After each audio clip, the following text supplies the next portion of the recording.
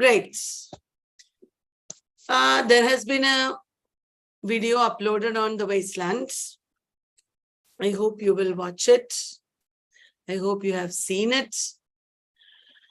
T.S. Eliot is the, most important person connected with modernism because of the Wasteland. And the Wasteland is so important because of its connection with modernity. The life of the early 20th century, the life of fragmentation and rootlessness that the First World War brought. T.S. Eliot was a poet, critic, and playwright. I'll share my screen.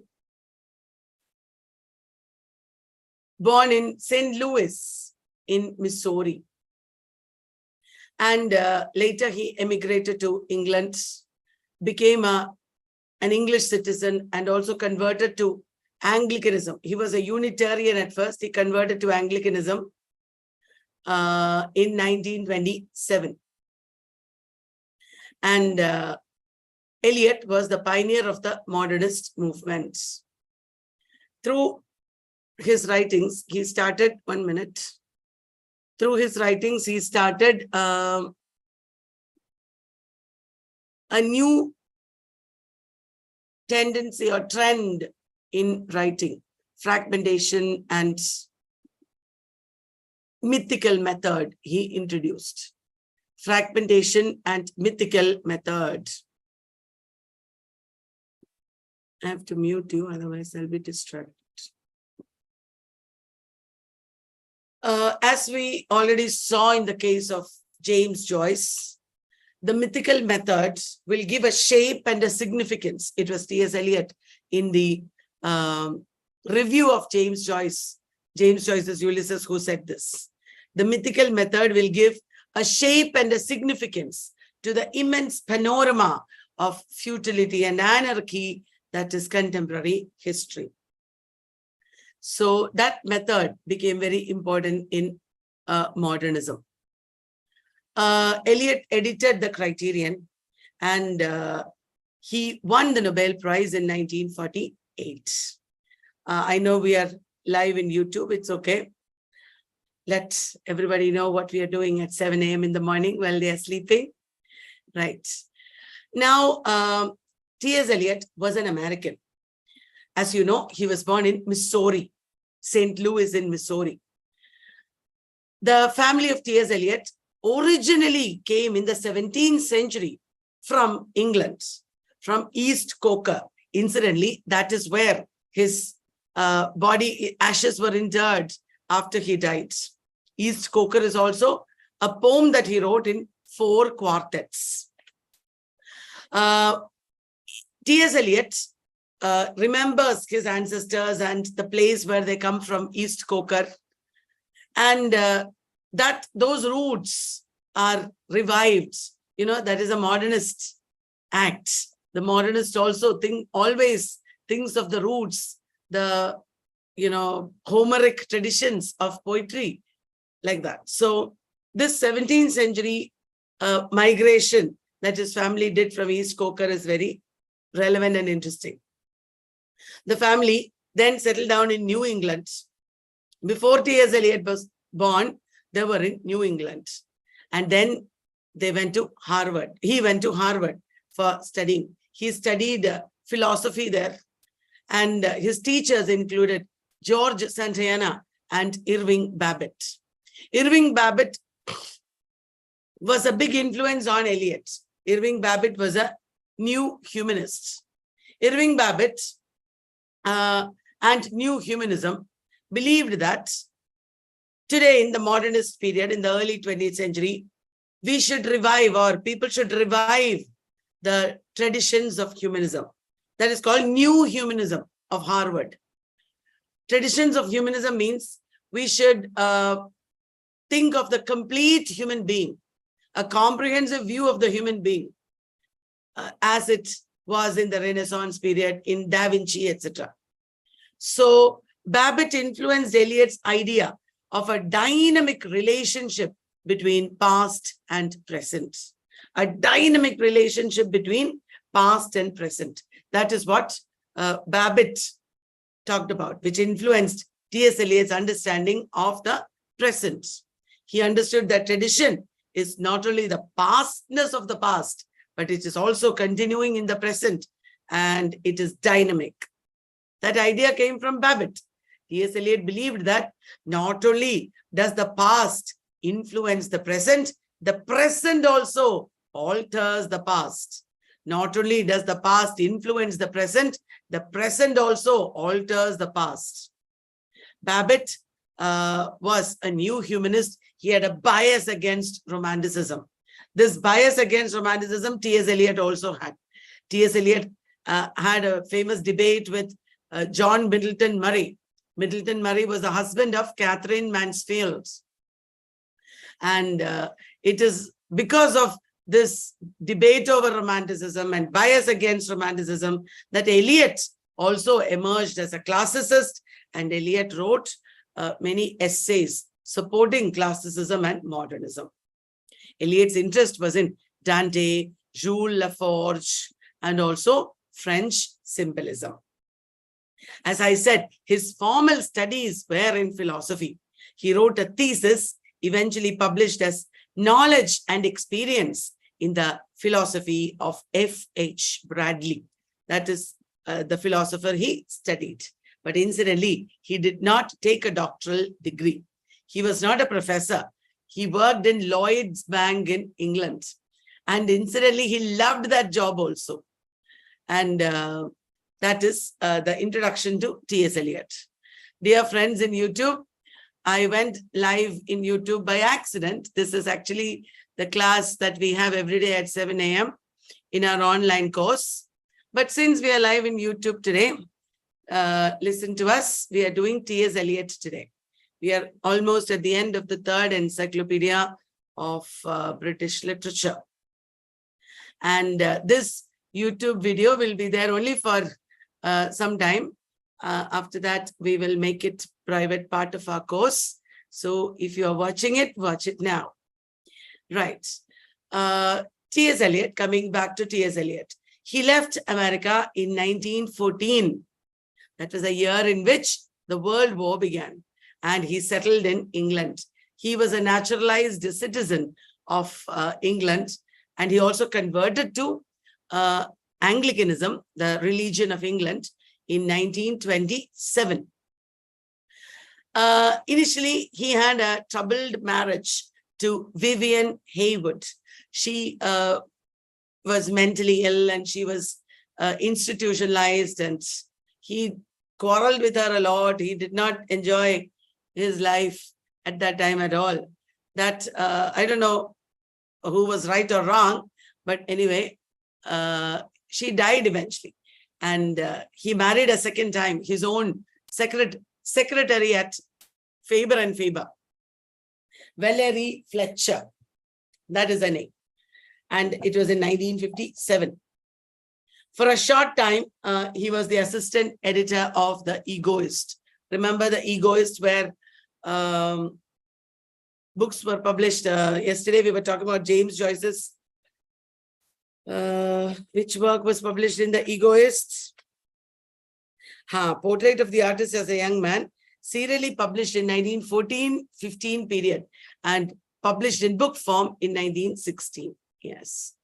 Ulysses was published in Little Review. Remember, yesterday we were saying. So Eliot worked as the assistant editor of The Egoist. He became editor of a quarterly review, every 3 months, quarterly review, The Criterion. From the beginning of its publication till the end of its publication, Eliot was the editor. And in the first edition of The Criterion, what was published?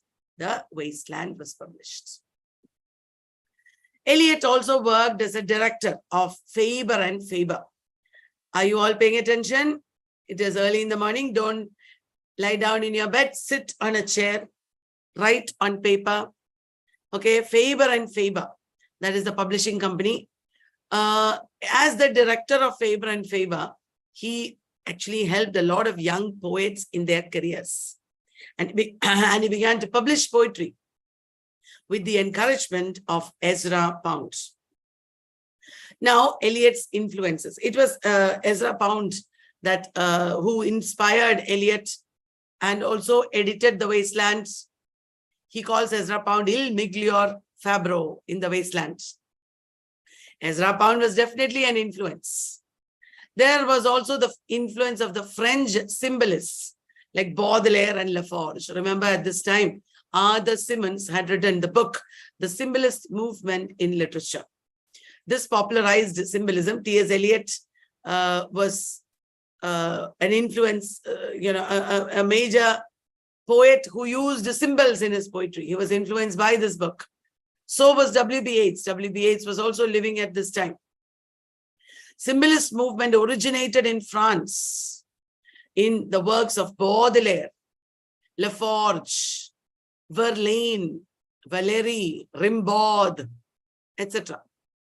Mallarmé. Symbolism is a movement in itself. It's an avant-garde movement in itself. But symbols are used by the modernist poets. Eliot was also influenced by the American New Humanists, as I was telling you just now. His teacher, Irving Babbitt, and also the other humanist, Paul Elmer More. It will be good if you study for NET about what is the major work by Paul Elmer More or Irving Babbitt, etc. When I tell you the name of a philosopher or writer who influenced one of our major writers, it will be good if you know just a little more about them also. You can read extra right in your encyclopedia. F.R. Lewis was the first critic who recognized the genius of T.S. Eliot. F.R. Lewis was a new critic. Eliot also at this time was a new critic. New criticism or practical criticism as it was called at this time. Eliot was one of them because he shared the same ideas. The practical critics of Cambridge, I.A. Richards, F.R. Lewis, William Emerson, they believed that art should be contained in itself. Art should be autotelic. Art should not, in a lifelike manner, in a realistic manner, reflect society. No, rather, art should have its own rules. This is similar to art for art's sake that came before. Art for art's sake is the motto of aestheticism. And art for art's sake believe that art need not depend on the biography of an author or an age. Art should be independent. Now, T.S. Eliot famously said that honest criticism and sensitive appreciation of poetry should depend upon not the poet, but on poetry. That is an expression of new criticism. Honest criticism and sensitive appreciation should depend not upon the poet, but upon poetry. You remember, in the Romantic period, the critics talked about the poet too much. John Keats was devastated by Romantic criticism, as you remember. So that is what Arnold, Eliot, etc. are against. T.S. Eliot believed that the function of criticism is elucidation of works of art and the correction of taste. That is a very famous critical statement that he made. Elucidation of works of art and the correction of taste. That is what he said is the function of criticism. Eliot's poems, Up to the Wasteland. That is what this slide says. The first major poem of Eliot was Love Song of J. Alfred Prufrock. As we have said before, in the case of Kipling, it was Love Song of J. Hardayal by Rudyard Kipling, that influenced Eliot in a way to write this poem. Love Song of J. Hardayal. Now, Eliot's love song was written while he was at Harvard. There is a modern man, an educated modern man, who is talking while he is walking towards a coffee shop where he will meet, presumably, his girlfriend. And this man is meeting people after people. This man is having girlfriend after girlfriend also, but nothing really comes out of it. He is not able to propose, or he is not able to do anything. He is rather intellectually and socially impotent. That is the presumption we should have regarding this character, J. Alfred Prufrock. The love song of J. Alfred Prufrock appeared in 1915 in the American magazine called Poetry. And he is talking about the inability of the modern man to act. That is what he shows here. And this poem is very remarkable for its unconventionality.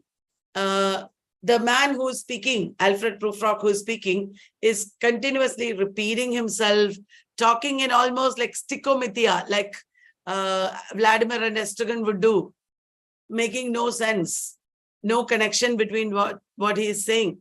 Like that he is talking. He is continuously, using absurd rhymes, etc. So the language itself was very unconventional, and this poem was initially considered shocking and offensive, because many people thought, what bad poetry is this? This will influence people negatively.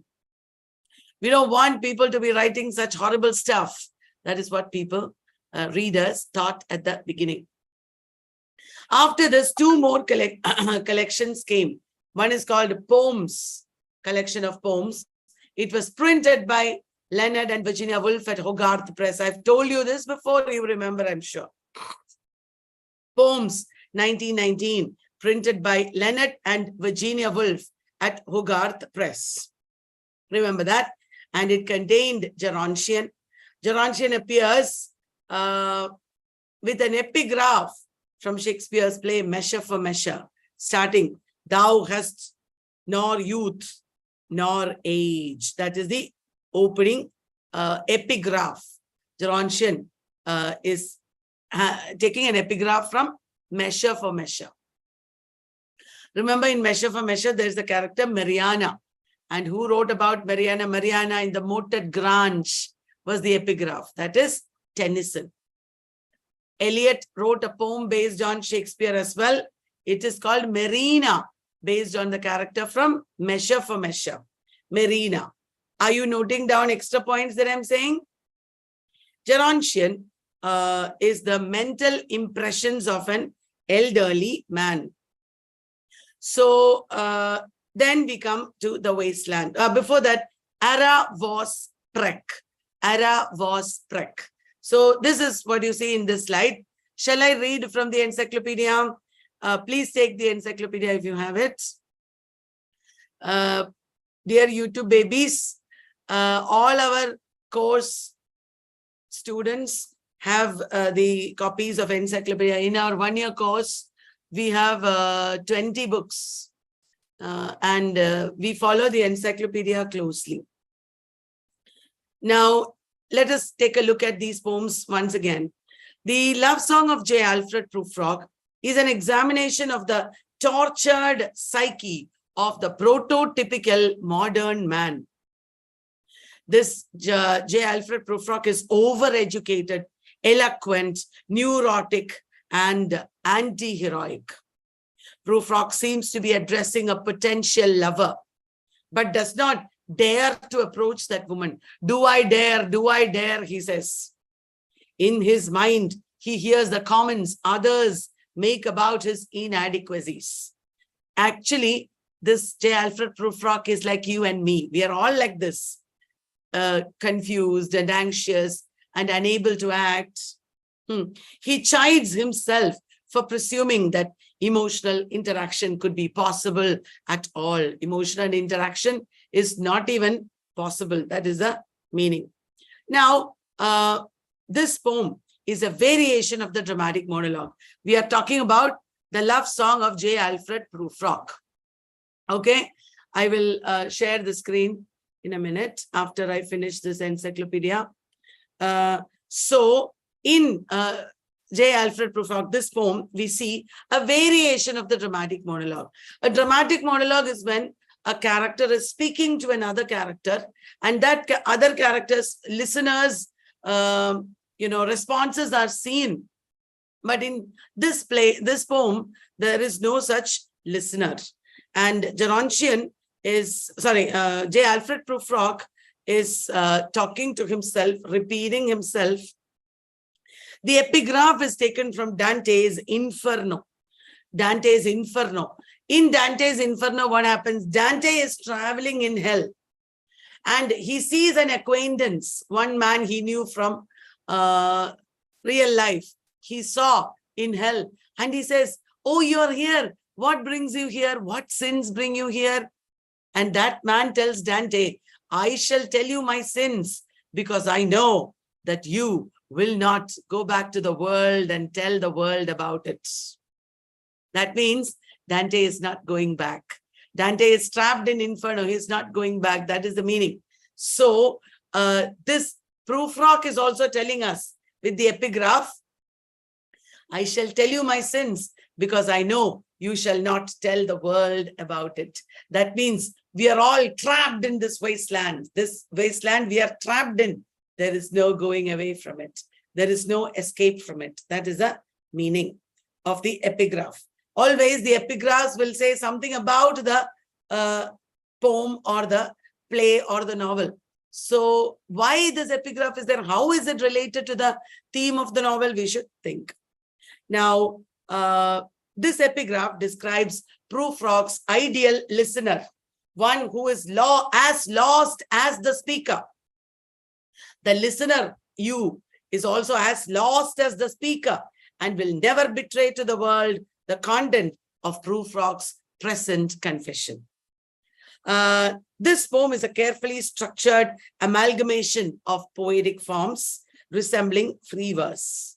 There is a use of refrains. Refrain means repetition, absurd rhymes, and the suggestion is that Prufrock is neither capable of love nor sacrifice. Prufrock is not able to do anything. He is incapacitated by this modern society. There are absurd rhymes as well as insistent rhythms. For example, I grow old, I shall wear the bottoms of my trousers rolled. What? It is so absurd. Why is he saying that? Because, in old age, you wear your trousers rolled. But it is not a necessary statement there, but it's absurd, isn't it? So, like that. There are many quotes given here. The opening, as everybody knows, "Let us go, then you and I, when the evening is spread out against the sky, like a patient etherized upon the table." In the beginning, we thought, wow, let us go, then you and I, the evening is spread out against the sky. So romantic. But then he says, like a patient etherized upon the table. That means he's going to have surgery or something. So there is a disturbing effect to it. And then in the room, the women come and go, talking of Michelangelo. Again, absurd.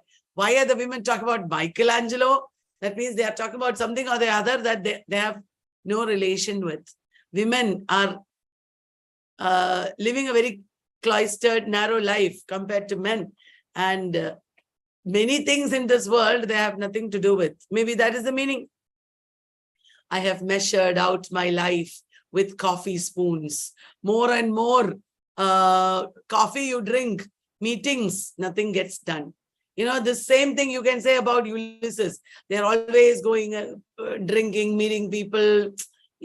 Nothing gets done. There is a stasis. Remember when I talked about Dubliners, I said the short stories, James Joyce said, represent the paralysis of the city, the stasis of the city. There is a stasis or paralysis in the life of, Alfred Prufrock also. This paralysis is a metaphor or is a representation of the condition of modernity.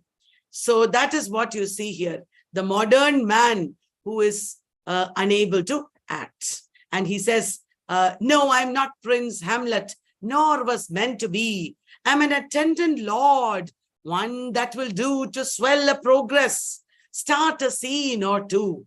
I'm reminded of David Copperfield, who said, Whether I will be the hero of my own life, these pages will show. Now let me ask you, dear people of the modern world, are you heroes and heroines of your own life? Not necessarily. We are always controlled by some institutions, some ideologies. We are always under something. Are we really free? Man is born free, but everywhere he is in chains. Because of that, you cannot say that you are completely free. Did you understand? You are not Prince Hamlet. You are an attendant lord. You are an extra character, an extra actor. So that is the meaning. Randomly, I have quoted from the poem to show you the importance of this poem, Love Song of J. Alfred Prufrock. Similarly, Gerontion also shows the paralysis of modern life. Gerontion is a poem where an old man is talking to a young man. It is a dramatic monologue, but it has the features of an interior monologue. Like stream of consciousness, he is talking, like J. Alfred Prufrock was talking, repeating and faltering, fragmented narrative in 6 stanzas, presenting the mental impressions of a little elderly man. He is a very small man. He is like Eliot, in the Time Machine, small.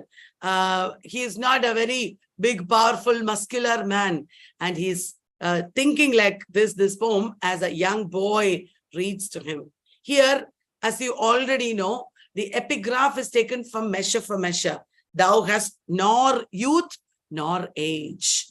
And that says that, old age and youth are all equally corrupted in this modern world. Again, let us go back to W.B. Yeats. This is no country for old men. In this country, young people, old people, everybody is living a very physical and meaningless life. That is what you see in the Wasteland also. Nobody is free from the physicality of the materiality of modernity. So here, Gerontion is often considered one of the Wasteland cycle of poems. There are 4 poems of T.S. Eliot, at least, that are considered to be a cycle. They are Gerontion, the Love Song of J. Alfred Prufrock, The Wasteland, and Hollow Men. Hollow Men is a very small nursery rhyme-like poem where, again, you see the wasteland of Europe. You see the fragmentation of Europe. In Gerontion also, we have the dry month of May. If the wasteland opens in April, in Gerontion, you see the dry month of May. The month of May is dry like the mind of the poet. Sorry, the mind of the narrator. The old man is also feeling like his mind is dry and sterile. Remember again W.B. Yeats' circus animals desertion, where his mind is dry and sterile and he's not able to write. That is a metaphor for an objective correlative for the sterility of modernity, where nothing grows. And that sterility or infertility is what you see in the wasteland also. Fisher King is desperately trying to get fertility, to bring Holy Grail to his country so that something will grow there, because everything is dead and decayed in the modern world, in modern Europe. So this old man in Gerontion prefigures the Fisher King, because he is also sterile. And old age is also a metaphor for sterility here. The fragmentary nature of the old man's mind is reflected in the discordant, collage-like form of the poem. The poem Gerontion has a collage-like form. It is not a narrative, Aristotelian narrative with a beginning, middle, and end. It is a mix of fragments. And this collage-like form of the poem is representative of the fragmentary nature of the mind of the narrator. Intertwined here are Gerontion's personal reverie. Gerontion is remembering his own life, his own personal memories. And also this is mixed with fragments from the Bible, Shakespeare, Ben Jonson, Chapman, and numerous other Elizabethan and Jacobean writers. So many things interspersed and mixed together. Reflections on lessons of human history and on Christ. Lessons of human history and Christ. And Christ is compared to a tiger, as in Blake. That is Gerontion. Now we have look into the Wasteland, the greatest poem of T.S. Eliot. I have already shared in the paid group course a detailed video or more detailed video on the Wasteland. Please watch it. For the YouTubers, you may please Google search and find videos. I myself have made a video in YouTube, I think. Okay, so the Wasteland, I will give you an overview here. As you know, the Wasteland is a reaction against the increasing urbanization, mechanization, materialism of modernity of the 20th century. At this time, Europe is devastated by the Great War. The First World War was considered to be the war that will end all wars. It was called the Great War, but it was so disastrous. Life had become unsettled and migratory. People were always on the move. They did not belong to one place. And the only criterion was money. Life became a struggle for survival. There was the loosening of sexual taboos. There was lots of sexual freedom and also sexual perversion. Sexual misconduct is an objective correlative for the fragmentation of modern society. As we saw in James Joyce and D.H. Lawrence, sexuality is a very universal thing, and it has the potential to be a great, meaningful connection with your roots and nature, but it also has the potential to be like death, and death and decay. That is also what sexuality can be. So D.H. Lawrence especially had explored the importance of the right kind of sexuality. And James Joyce talked about how sexuality degenerates into a meaningless act, like you see in the Wasteland also. Now, in the Wasteland, life is mechanical and fragmented, and hysteria and paranoia are seen throughout. The mythical method of the Wasteland is very important. There are lots of classical myths that are mentioned throughout the poem.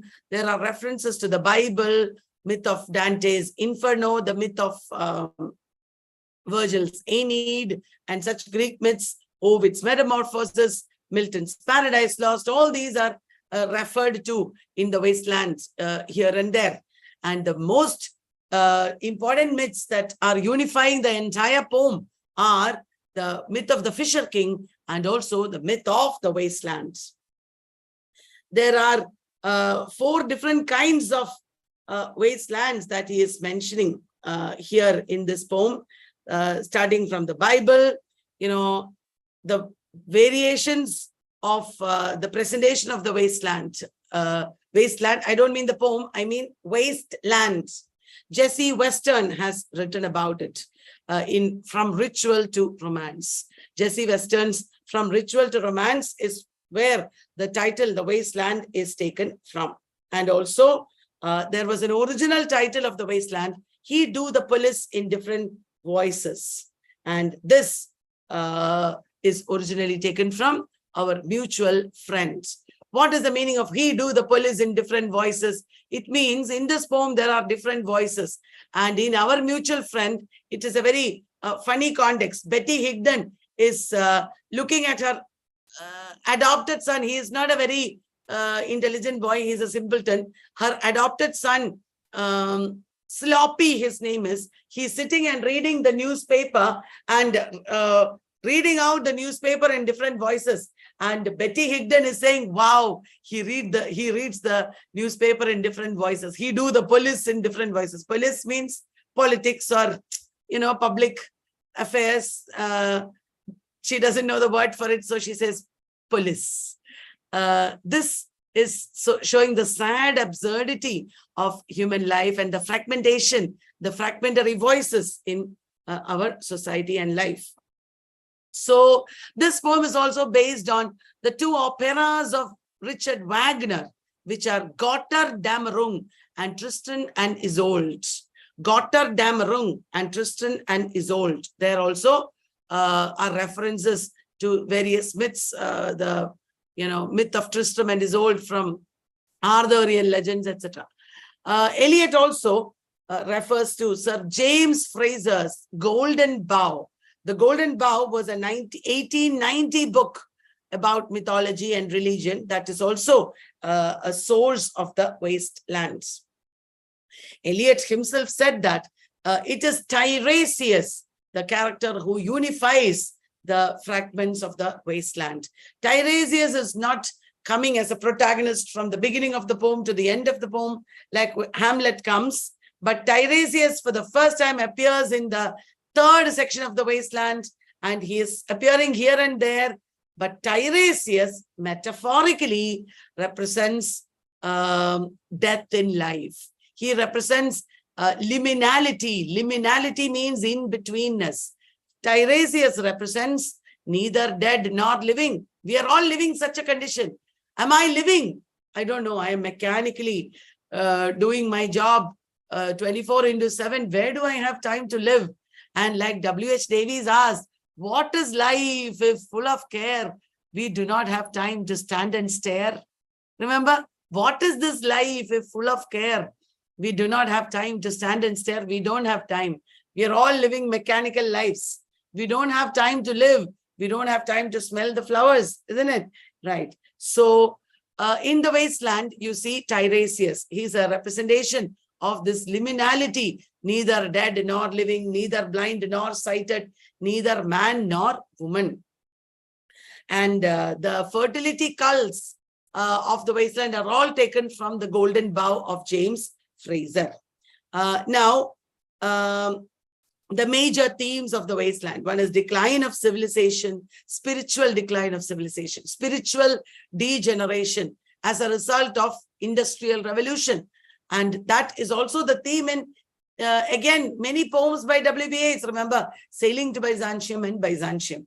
Both poems show spiritual degeneration as something to be wary of. And this is represented with the objective correlative of degenerate love and sex. And here we see a culture that is unable to redeem itself.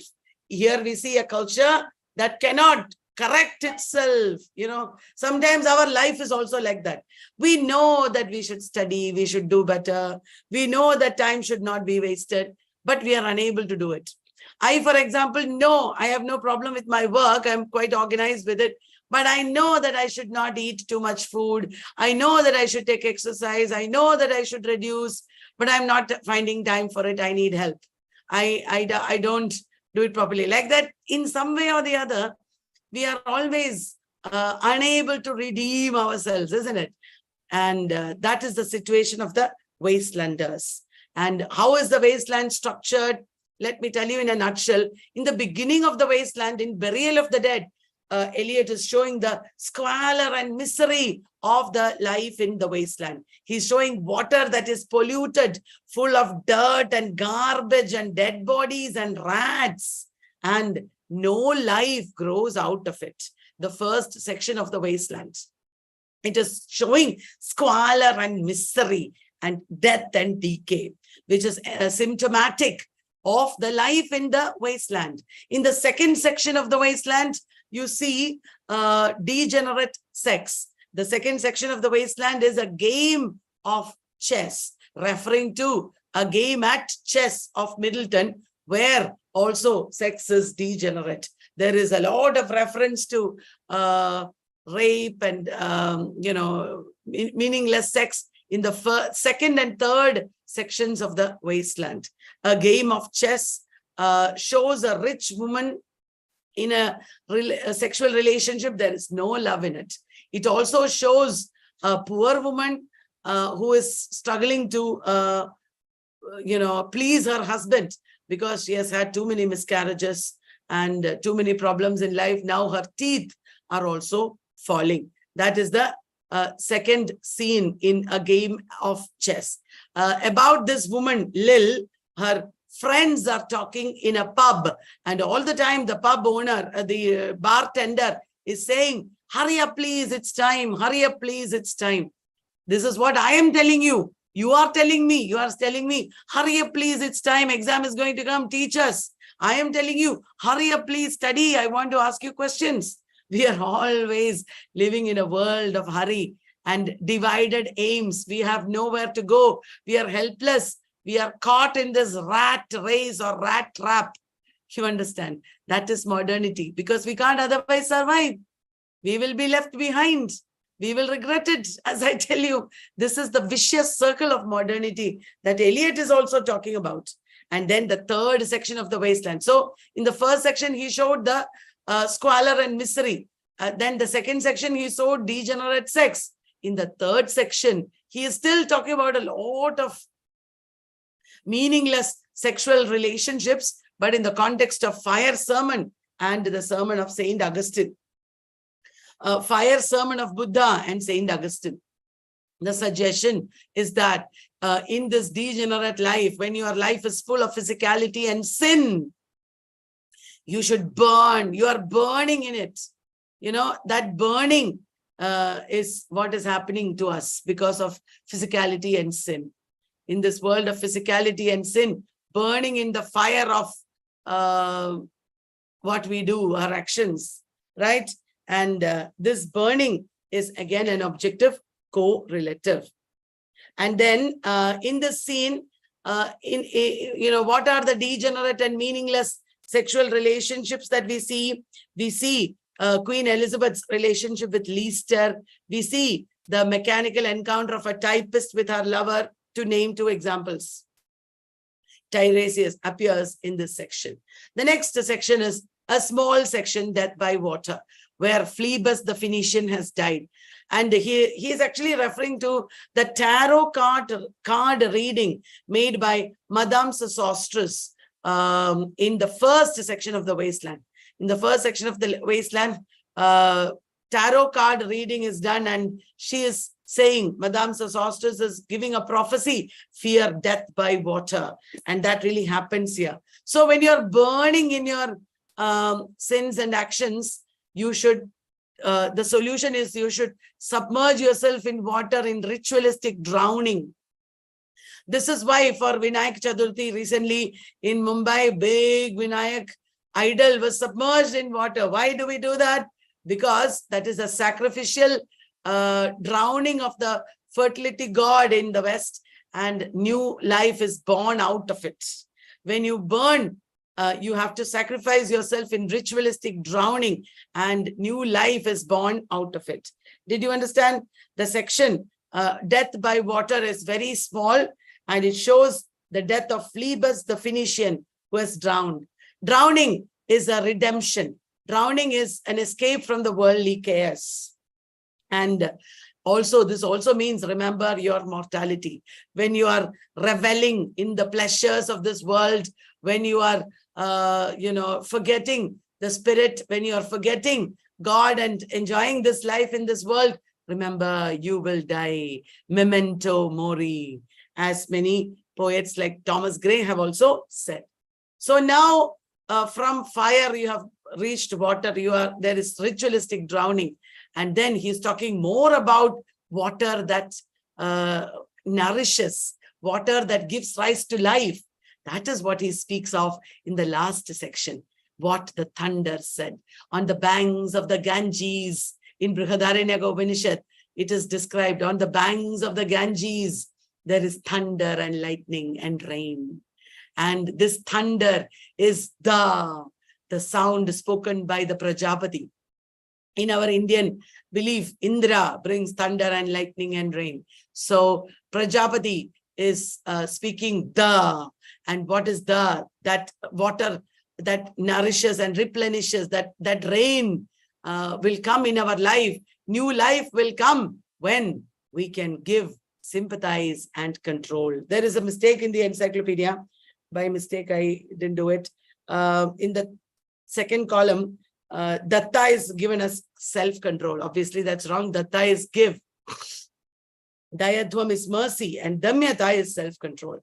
I was not the editor for the Wasteland. So another expert of the Wasteland edited this section, and I did not look at it. So that's why the mistake crept in. Please correct it in your encyclopedia. So the sound of thunder is datta or give. Dayadhvam or sympathize, empathize or sympathize. Damyata, control. If you can do these things, life will be better. Your wasteland will start sprouting life. Did you understand? That is the meaning of the wasteland. So once again, in the first section, squalor and misery. Second section, 2 degenerate sexual relations. Third section, more degenerate sexual relations, plus the burning that Buddha talked about. Buddha and Augustine talked about burning. And this is leading to redemption. This burning is leading to redemption. Death by water comes. You can revive your life from this sinful existence by the rain that Prajapati talked about, and that Brihadaranyaka Upanishad talked about. That rain gives us the capacity to give, sympathize, and control. If we can do that, we'll be a better world. The wasteland will no longer be a wasteland. So this is the very simple macro view of the wasteland. I have reduced the wasteland to a summary, which is criminal, because the wasteland should not be reduced to a paraphrase or summary. As Cleon Brooks said, this is the heresy of paraphrase. But for the sake of understanding to start with, we have to start with a story like this, a summary like this, and slowly you have to flesh in the details. You have to flesh out the details. You have to add more ideas and points and understand it more and more deeply. Did you understand? So that is why I did this crime for you right now. So what do you see here? A cinematographic technique, sometimes zooming, sometimes panning. I think when I wrote I wrote that, I got this question. Expand on the cinematographic technique in the wasteland. The poem is full of allusions and mythical elements, surrealism, imagism, pessimism, all these elements are there in the wastelands. Did you enjoy the discussion, guys? Many people who read the Wasteland did not enjoy because they thought this is a fragmentary poem, it is ambiguous, it doesn't make any sense, it is esoteric. Many people criticized the Wasteland at that time, but eventually it became known as a very, very important poem. Right? Now we have some more works left. I hope you are not tired and bored. This is a 1.5 hour session. So I will continue like this for some more time, maybe 20 minutes, and then we will discuss. Okay, please don't get bored and tired and sleepy. Listen to this. Eliot wrote criticism. I forgot to share the screen. Let me share the screen.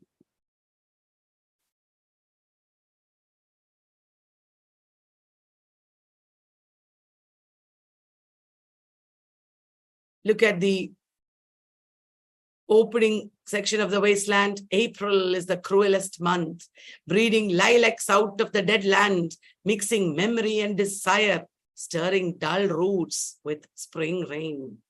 Winter kept us warm, covering earth in forgetful snow, feeding a little life with dried tubers. Summer surprised us. We like winter. We like to hide. We like to stay, in our hiding. Summer surprised us, he's saying. Like that he goes.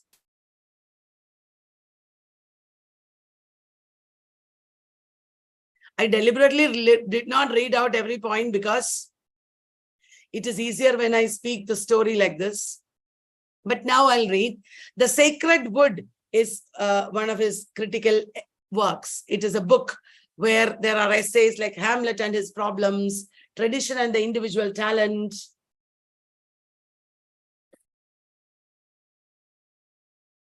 Here, he has included a lot of important essays. You should know Eliot's essays that are prescribed in universities. Hamlet and his problems is where he talks about objective correlative. I will deal with all this in the criticism class in detail. Then tradition and the individual talent is where he talks about impersonality theory. He talks about tradition as a dynamic thing. You know, we should choose our tradition. If you are born into a tradition, you can't automatically belong there. You have to engage with tradition, choose your tradition. And he talks about, as I said already, not only the pastness of the past, but also its presence, because past is dynamic. It is continuing to influence us. And he talked about impersonality theory. A poet should be like a catalyst. A poet should only organize, not, put himself. Poetry should be an escape from emotion, not a turning loose of emotion. It should be an escape from personality, not a turning loose of personality. Right? These are very important ideas in tradition and the individual talent. Eliot wrote what is a classic, what is minor poetry, the English metaphysical poets, so many important essays that please Google and also find out and read and make notes. They are very important. Homage to John Dryden is a book where he writes about Marvel and the metaphysical poets. It is in the essay, The Metaphysical Poets, that Eliot talked about dissociation of sensibility and unification of sensibility. Dissociation of sensibility is what has happened after the metaphysical poets. Unification of sensibility, where the critical and the creative faculties coexist. Unification of sensibility is where the head and the heart come together. That is called unification of sensibility. That is what is necessary for the modernist poet. Ulysses' Order and Myth, another essay that he wrote. The Function of Criticism is another essay. For Lancelot Andrews, that is where Eliot described himself as a classicist in literature, royalist in politics, and Anglo-Catholic in religion. That is what he said about himself. Towards the end of his life, he wrote religious poetry. As I told you, he joined the Church of England or Anglicanism, and he wrote The Hollow Men, which has an epigraph, Mr. Coods, he dead. And also A Penny for the Old Guy. Shall I read from the encyclopedia? The Hollow Men is a poem in 5 parts about emptiness or incompleteness. The Hollow Men is a title taken from Julius Caesar. Please note that, Julius Caesar. It has 2 epigraphs. Mr. Coods, he dead. Also, A Penny for the Old Guy. A Penny for the Old Guy is a chant that children do during Guy Fawkes Day. And both these epigraphs relate to light and darkness and hollow men. Guy Fawkes is also a hollow man. The effigy of a man filled with firecrackers. That is how they celebrate Guy Fawkes Day. They fill a body, some clothes with firecrackers, and they will burst it. So it's a hollow man. Got it, everyone? Then The Journey of the Magi. It was written by Eliot after a period of spiritual crisis.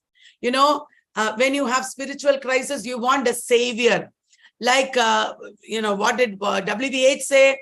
What rough beast, its hour come round at last, slouches towards Bethlehem to be born. Remember? Like that, is it an antichrist? We don't know who is coming. Anyway, Journey of the Magi is about the 3 kings who went to see infant Christ in the crib. And these kings, when they come back to their countries, they cannot identify with their people. They are feeling lost because they are feeling like they don't belong here. They need to go back. Did you understand? The Journey of the Magi is about the spiritual crisis that Eliot himself felt after the period of his conversion. One of the Persian kings who came to visit the infant Christ is recollecting that experience many years later from his home country. And it is written in 3 parts. The poem describes the arduous desert journey. This arduous desert journey is very biblical. And I'm reminded of Nissim Ezekiel's enterprise. Nissim Ezekiel also talked about this arduous desert journey. The meeting of the infant Jesus.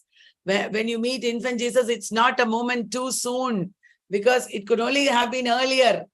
You know, they were waiting so much. And the meaning of this meeting, which relates to the Magus's reflections on birth and death. He is talking about birth and death and his inability to connect with his present life because he is missing Christ. Then another poem is Ash Wednesday. Are you seeing on the screen? Ash Wednesday, 1927. The title refers to the beginning of the season of Lent. Remember, guys, Easter. Easter is about the resurrection of Christ, the crucifixion and resurrection of Christ. And 40 days before Easter, Christians start fasting. And this is called Lent. At the beginning of Lent, there is Ash Wednesday, the festival. This poem, Ash Wednesday, is based on Dante's Purgatorio. And it is also called conversion poem. Remember, Love Song of J. Alfred Prufrock was based on Dante's Inferno, right? Usually we'll have a break after every 10-15 minutes and we talk. But today we are not doing it because we happen to be live in YouTube. So please bear with me. Don't get bored and distracted. All right. So Ash Wednesday is about Eliot's own conversion to Anglicanism from Unitarianism. And he's talking about it in a symbolist dream. There is the tone of penitence, humility, all that is related to Lent and Easter. Did you understand? Herbert Palmer, another poet, made fun of Ash Wednesday by writing a poem, Cinder Thursday. Cinder is what remains after... after burning. What remains after burning. Now, 4 quartets. The title suggests chamber music played by 4 poets. All this is there in the slides. I'm sure you're looking at the encyclopedia. I'm not moving the slides because because we are in YouTube, I just want to cover things quickly. 4 quartets. Title is taken from chamber music played by 4 poets. And there are 4 parts: Burnt Norton, East Coker, Dry Salvages, and Little Gidding. Burnt Norton was written in 1935 along with Murder in the Cathedral. And the quotations given in the encyclopedia are very important. I don't think you need to know about it very deeply, but they have asked questions about the 4 quartets. It will be good if you read extra. Burnt Norton, time present and time past are both perhaps present in time future. This is like what he said, not only the pastness of the past, but also its presence. Then East Coker, as you know, is the village from where his ancestors came. He's talking about Mary, the mother of God, and the element of water. In my beginning is my end. That is a famous line that you see here. Dry Salvages refers to a group of rocks off Cape Ann coast. And it is about the Annunciation. Annunciation is the announcement made to Virgin Mary about the birth of Christ. She is pregnant with the Holy Child. That announcement made by Gabriel. We know that W.B. Yeats wrote Annunciation poems. Do you remember? Leda and the Swan. Yeah. And then there is the fourth poem, Little Gidding. It is the most famous poem in the sequence. The title refers to an Anglican community in the 17th century. And it is about fire and purification. Little Gidding. The famous line, to purify the dialect of the tribe. Okay, so that is it. Hollow Man. Mr. Kurtz, he died, a penny for the old guy. I talked about these things already. Guy Fawkes Day is 5th November. You might know this. Remember the 5th of November, the gunpowder, treason and plot. Guy Fawkes Day is about the gunpowder plot. The journey of the Magi. One of the Persian Magi is visiting Christ and talking about this years later. All these poems have been asked a little bit in net. Please read extra and study thoroughly. In Ash Wednesday, there's a tone of penitence and humility. The 4 quartets, they go. My code when I was a BA student was BEDL. Bedl. Shall I say something in Malayalam? ഞാൻ പഠിച്ചത് Elliot ഇങ്ങനെ ബെഡിൽ കിടന്ന് പാട്ടും കേട്ടോണ്ട് എഴുതിയിരുന്നു music അല്ലേ. I said bedil means in Malayalam in bed. So I studied in BA. Eliot lay in bed and listened to music and wrote this poem. Burn not an East Coker, Dry Salvages and Little Gidding. Old Possum's Book of Practical Cats is a humorous verse collection written for children. He writes about cultural problems at this time. Look at the books that he wrote, The Idea of a Christian University. Remember these? In culture studies, we always talk about this very important notes towards the definition of culture. Eliot's concept of culture, high culture. On poetry and poets, to criticize a critic. This is also important, to criticize a critic. And then poetic drama. That is what Eliot wrote towards the end of his career. Sweeney Agonistus, fragments of an Aristophanic melodrama. That is one of the early plays, 1932. There is a pageant play, religious play that he wrote called The Rock, and then Murder in the Cathedral. All these 3 plays are religious. And here he is using a modernist technique of blending 2 genres, poetry and drama blended. And after this, he went on to write more plays, but let us first talk about Murder in the Cathedral. Murder in the Cathedral was composed for the Canterbury Festival. It represents the sterility of modernity. So does Sweeney. The character Sweeney is an ape-like modern man, thick-necked, ape-like modern man who represents the evils of modernity. He is a working class buffoon. And then we have Murder in the Cathedral. Eliot based this story, took the story from Edward Grimm's eyewitness account of the murder of St. Thomas Becket. And here, what happens is Henry II is fed up and quarreling with Becket. And Becket has gone to France and he has just returned from France at the beginning of this play. The chorus is anxious and the chorus knows that something bad is going to happen. And this opens in the 2nd of December, 1170. And then there is a Christmas sermon. Becket has come and he's giving a Christmas sermon and the chorus is upset. The chorus comprises the poor women of Canterbury. And then in the second part of the poem, the interlude is the Christmas sermon. And in the second part of the poem, it is 29th December, 1170. The king has sent 4 knights. And these knights are coming and killing the archbishop. At the end of the first act, this happened. Even though the archbishop is a very powerful, spiritually powerful man, this happened because at the end of the first act, archbishop had succumbed to temptation. There were 4 tempters who came to him.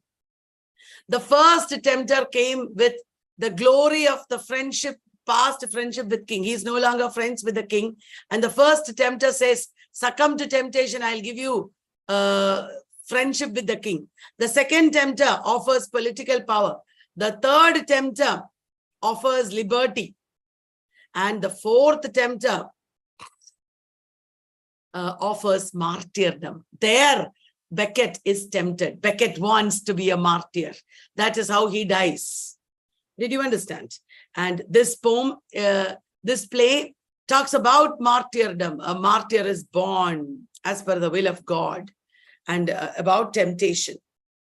So poetic drama was a modernist genre. Then he wrote The Family Reunion, which is like a detective play, because there is one man, Harry Lord Monchensi. The whole play is about who killed his wife. Harry Lord Monchensi is thinking that he killed his wife. Then he realizes that it is his father who killed his wife. Now, remember, Oscar Wilde's plays were all about the secrets of upper class aristocratic people. In T.S. Eliot's poetic drama also, you see a lot of secrets of upper class people. The secret lives of upper class people form the theme of his poetic plays. The cocktail party is beginning in London with a cocktail party and also ending with a cocktail party. Okay, there is a couple that you see here, Edward and Lavinia Chamberlain. And Edward also has a mistress, Celia Copleston. At the beginning, they are estranged couple, but later at the end, they are kind of better adjusted with each other. The Confidential Clerk is another verse play. All these verse plays are comic to varying extent. I mean, the last plays, I mean. Claude Mulhammer is bringing his illegitimate son home, disguised as a clerk. You know, he's bringing his son home to work as a clerk, hoping that his wife will accept this boy. So that is Colby is the illegitimate son. And the last play is The Elder Statesman, 1959. Elder Statesman is about Lord Claverton confessing to his daughter, you know, the sins of his life. He's talking to his daughter, Monica, who is like a spiritual guide for Lord Claverton. This poem, this poetic play came in 1959. And remember, Eliot died in 1965. What are Eliot's views on poetic drama? Eliot was against the drama of ideas popularized by Ibsen, Bernard Shaw, Galsworthy, etc. Eliot wanted to revive poetic drama from W.B. Yeats and Tennyson and Christopher Fry and earlier writers. He believed that poetic drama has emotional intensity and power, and it is more natural. That is what Eliot thought. Eliot is very, very important for our NET and every other exam. There will be questions based on T.S. Eliot. You should read extra. Okay, thank you, YouTuber.